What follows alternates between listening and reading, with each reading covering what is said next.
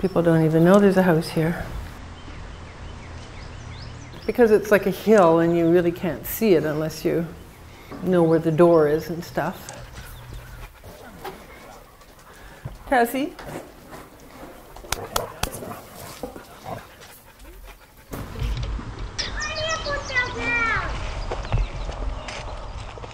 So it's kind of integrated into the earth, right? We call it earth integrated, yeah.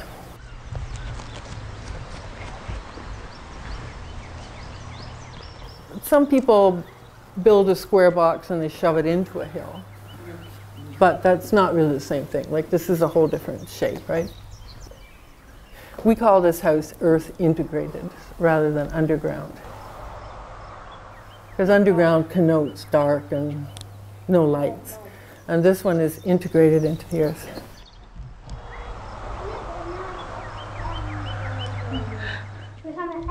Just need to be really strong. Now it's like a bird cage. So it needs to be, you know, down in a little bit. Why don't we make it lower and then you can just sit down on it? So earth integrated. Earth integrated. So it's kind of integrated into the earth.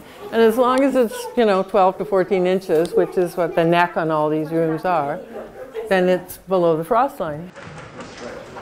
So what are we looking at? Lots of bubbles. Well, we took the top off a hill and we built this house and then we covered it up again.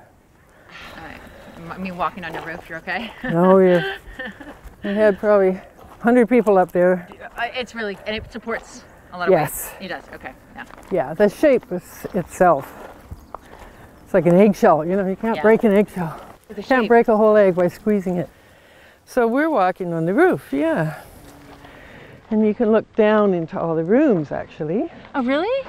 Yeah. So these are all skylights then? These are all skylights, yes. There's 6,000 acres here that were bought in the 30s by a group of friends. So we were expropriated. We had to find someplace to live. My parents wanted to invest in some property with a view. So my dad got topographical maps and he followed the ridge because he figured on the ridge, this is like the last push of the glacier. It's called the terminal moraine. So he figured any place on a ridge would have a good view. My feet aren't very hardened up yet. And he said, oh, you got to come and check this out. You can't afford it, but it's amazing. Just imagining the rest. I mean, the part I can see is beautiful. Yeah, it's kind of neat. Those are big wind ventilators. When it's really windy, they, you know, bring fresh air into the house. Well, when we bought the property, we lived in a little chalet that's just down the driveway, which is a prefab. And the only thing that got hot in the winter was the hydrometer going around. And Bill said, we gotta get underground. Is this the only place that has windows, exterior windows? Well, come on and see. Okay. Cassie?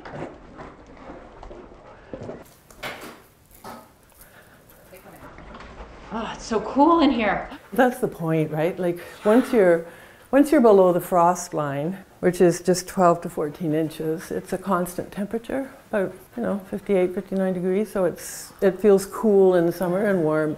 In the winter, you only have to heat that differential. If it's 40 below, it doesn't matter. Like this room gets more exposure to outside, but these rooms are really, this is where your feet were. Yeah, so this is where you look down. Wow. On the roof. This feels so nice that's so rounded. It feels so good. Yeah, it feels like you want to stand up straight because it's not a box, right? It's more cathedral-like or whatever. I mean, it's just the feeling of height it gives you.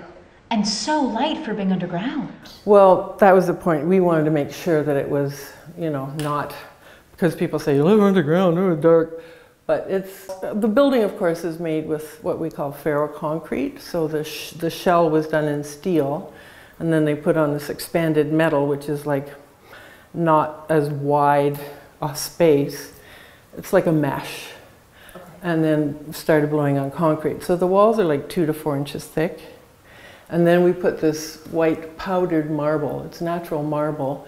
You buy it as a powder, as a dust, and put an adhesive in it, and then we trowel that on the whole thing. So it's quite luminescent, but also bright. And you know, you do get a lot more light from above than from a side window, because that's where the sun is and the sky is. And these windows on the side, you're getting bounced, kind of reflected light. So the skylight is much more effective than a side. Yeah, it gives you more light, for sure. You know, so it's not at all dark in here. In fact, you know, my bedroom, you can see through there, is darker because I've got a skylight cover on it. We built all these domes and then put a rubber membrane over the whole thing. And you did the work yourselves? Bill and the kids, basically. And then here we had to cut out the membrane to let the light in. I mean, you know, we had good advisors, plumbers, and, you know, because everything's in the walls, right? It's not like, the heating system is in the floor, so it's warm floors in the winter. So it's radiant heat because it rises, so there's no blowers and fans and... Oh, sure. You go on top of it? You can move it up higher if you want to do trapeze. So is it difficult to build in the round? Because you have, I mean, all the furniture is just built in? Everything has to be built in. Like, you can't buy anything, right? Like these, the bottom shelf is really deep, and the top shelf gets progressively narrower because you're following the contour of the wall. He didn't want to put a square fridge in here, so he designed this refrigerator, which, I mean, refrigerators have never been redesigned since the ice box, right? They're still a box. But cold air is heavy and it sinks, and every time you open a fridge door, the cold air spills out, and when you want the stuff that's way at the back, the fridge runs for a long time after you close the door to get back to the temperature. This way you can lift up the contents and the cold air stays down there. The cold air is not going to be able to get up here. Now we're getting a little bit of chill just from the, you know, the crockery and stuff, but so it's a much more efficient refrigeration, actually. And then of course it's narrow, he says, so you can find stuff. So like I can find the mayonnaise, you can find the Dijon. You don't have to get down on your hands and knees. There's no back of the refrigerator. Right. So how is this? How are you able to bring it up and down? It's pneumatic. Yeah, he redesigned it with a different kind of a drive, like some kind of a gear thing. But this was the prototype, and this is what we have. So guess where the refrigerator is? Well, you can guess now, right? Just push a button, step on a lever actually, and the fridge pops up. Isn't that cool? Check it out. Yeah, and you can feel it's cold, and then if you look down there. Oh, yeah, it's cold. Well, that's the cool, like the coils are around the outside, but Tabasco sauce leaked. I have to get my scooper and my coffin. So once every day, or depending how much you use it, the compressor just fills up with air again to be able to lift the fridge up. Actually, it doesn't seem to ever frost up, so that's good. Like, you don't have to defrost it. This was supposed to be the freezer, but really it's just garbage. And then this is the compost, so you just, you know, make your salad, wash it here, compost, finished product. We had to think about putting the chimney in here, and, you know, I had to think it all out. And then this is, so, what used to be the guest room. Now Jordy, my son, is moving in here, so he's moved in a couple of carloads already. And there's a poster there of a concept Bill had. It's a self-sufficient living system with 36 housing units. And then there's 1 acre in the middle that's communal, but it's all covered. So in the Arctic, it's perfect. This is a little dining dome we have too. That's, you know, he had a concept to make these buildings. You need to get a building permit for anything over 100 square feet. So this is just exactly 100 square feet, or 99 point whatever. Nothing square anyway, it's all round. So this is another dining area that we have it's all screened in. But it's, you know, round table's nice because everybody can talk to each other and can pass the food around easily. So if you wanted to be outdoors or... It's only for summer, okay. Yeah. It's not usable in the winter.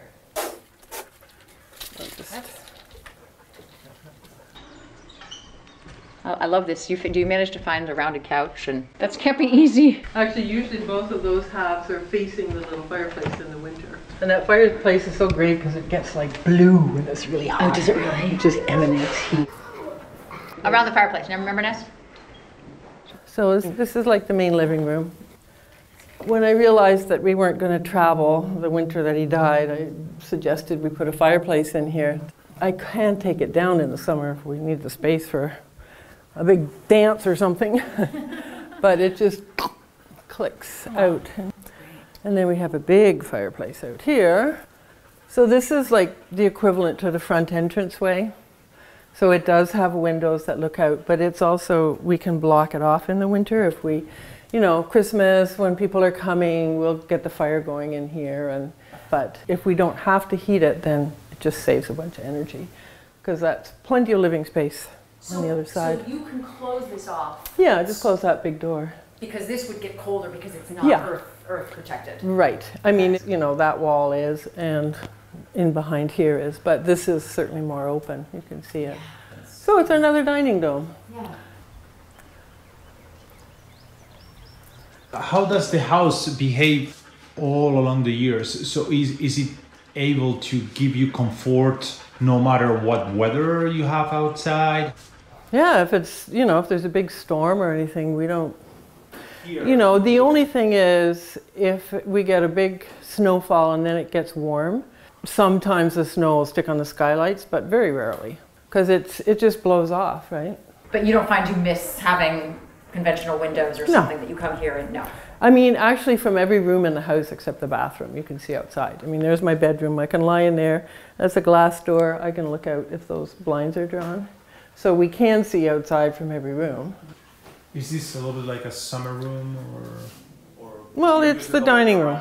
This is the major dining room. At Christmas, we turn up and put on the fireplace and warm it up, and, you know, people sleep on the couches because there's room to sleep. Lots of people here. This is the only room that we do have an air conditioner if it gets really super hot. Like when my dad stayed with us one summer, he was just complaining, so we put in this air conditioner, we close off all these blinds, close that door. We can put the air conditioner on and then it'll get cooler than the other rooms. We had a little fashion show at my party of old stuff I'd made, so I work with fur. It's knitted, and it makes a fabric that has fur on both sides when you knit it, right?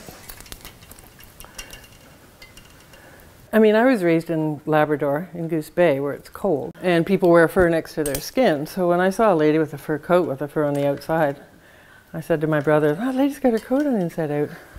And I started knitting with leather, like this is knitted leather. Mostly I work with beaver. I'm a beaver weaver because it's very Canadian. I did a lot of export in the time that I was really active in the fur trade. Use what you got, right? A renewable resource. And beaver is a rodent. There's plenty of beaver around. And it is the softest. So let me just show you this ring shawl.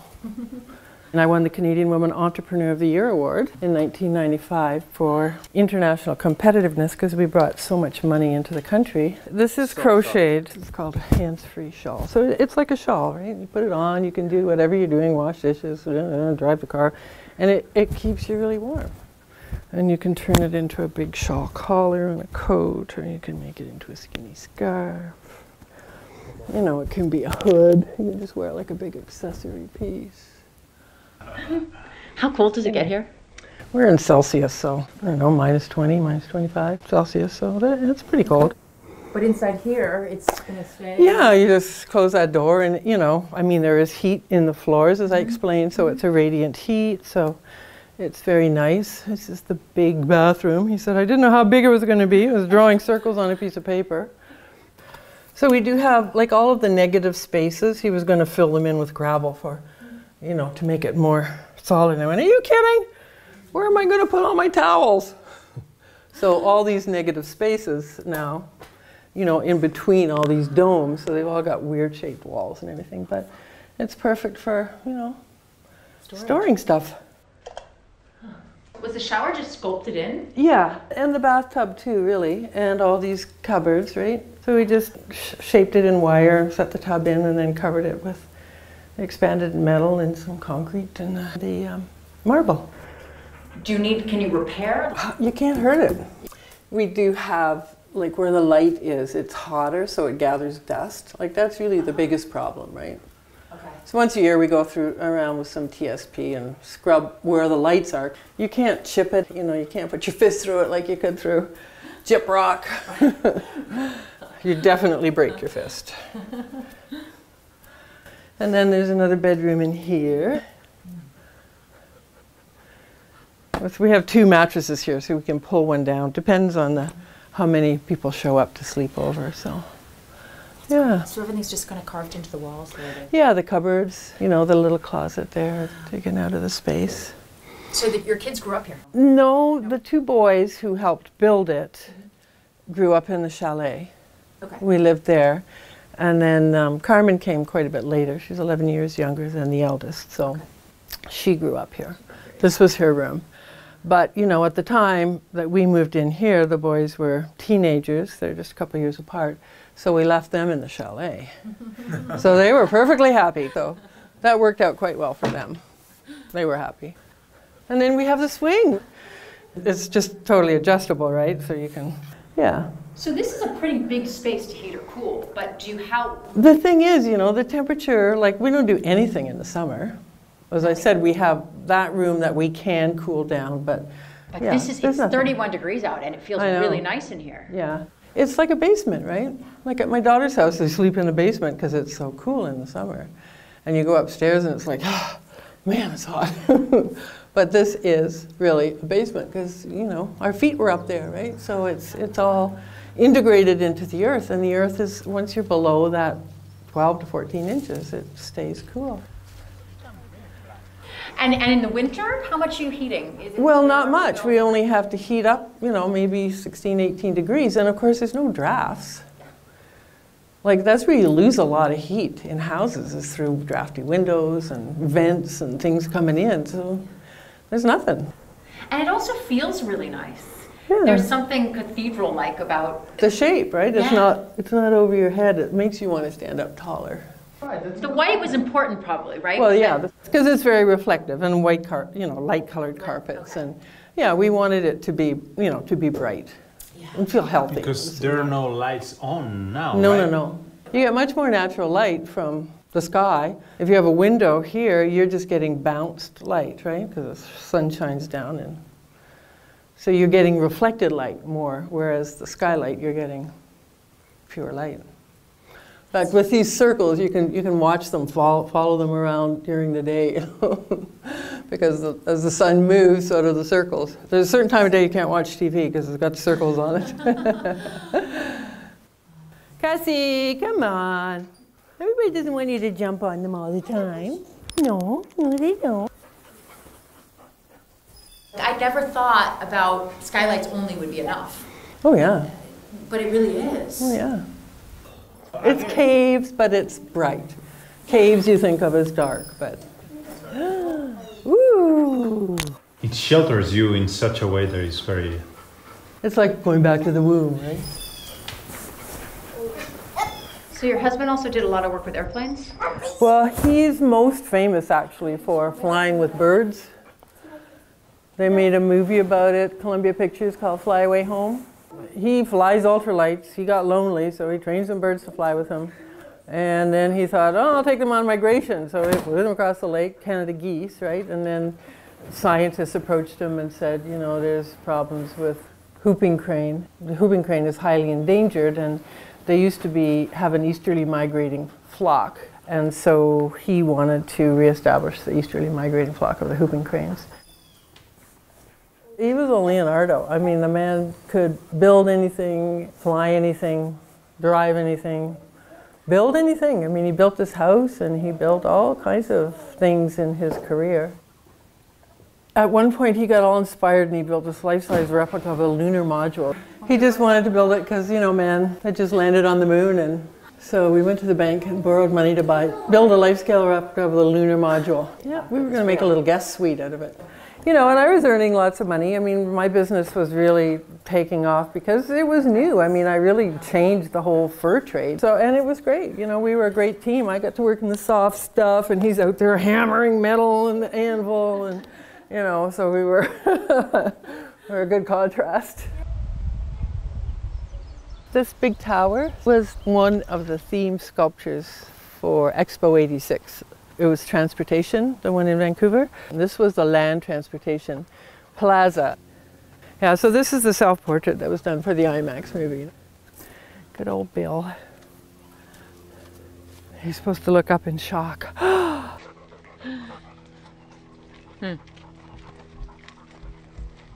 And the house is just covered in wildflowers.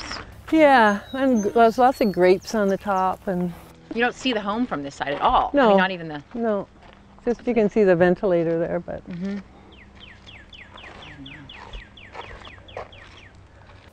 This is the chalet. This is where this was on the property when we first bought it. And we lived here with the two boys, and then we built that house. So this is Cadence's painting on my oil tank. Flying over the house. Isn't that amazing? Oh, I love it. Bill's father, Goose, because people know about him flying with the geese, and I'm the beaver weaver. Spinach is going to seed.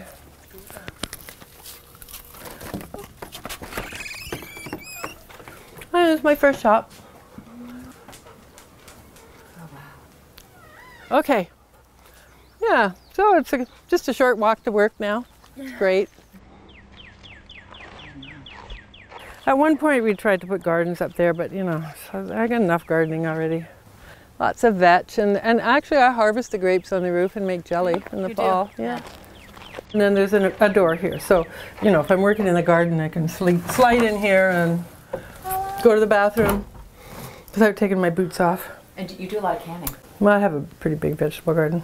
This is really cool. This is cool because natural? it doesn't have a skylight. It's, you know, it's a little lower, it's smaller. So this is the temperature if there were no skylights. Right. Wow. Yeah. We do have to have square stuff, so we hide it in this room. Washer, dryer, filing cabinet. Yep. Backup fridge, freezer. So you have one. Yeah, sure. I'll bring this back. Closer. Bring that closer. Just stop. If this is underground, then is the basement? It's called Earth Integrated. There is no basement. It's all basement, if you want to look at it that way. We call it Earth Integrated, yeah. Do you guys want any water or nuts? And then we're gonna go. Before we go. It's just the feeling of this different shape, getting out of the box. And really, you know, the advantages in this country where the temperature can vary, you know, easily 100 degrees Fahrenheit from the hottest day to the coldest day. But once you're below the frost line, it's constant temperature, and it's very easy to deal with. It's easy to bring it up if you don't lose any heat from drafts. And in the summer, you don't have to do anything, just enjoy it.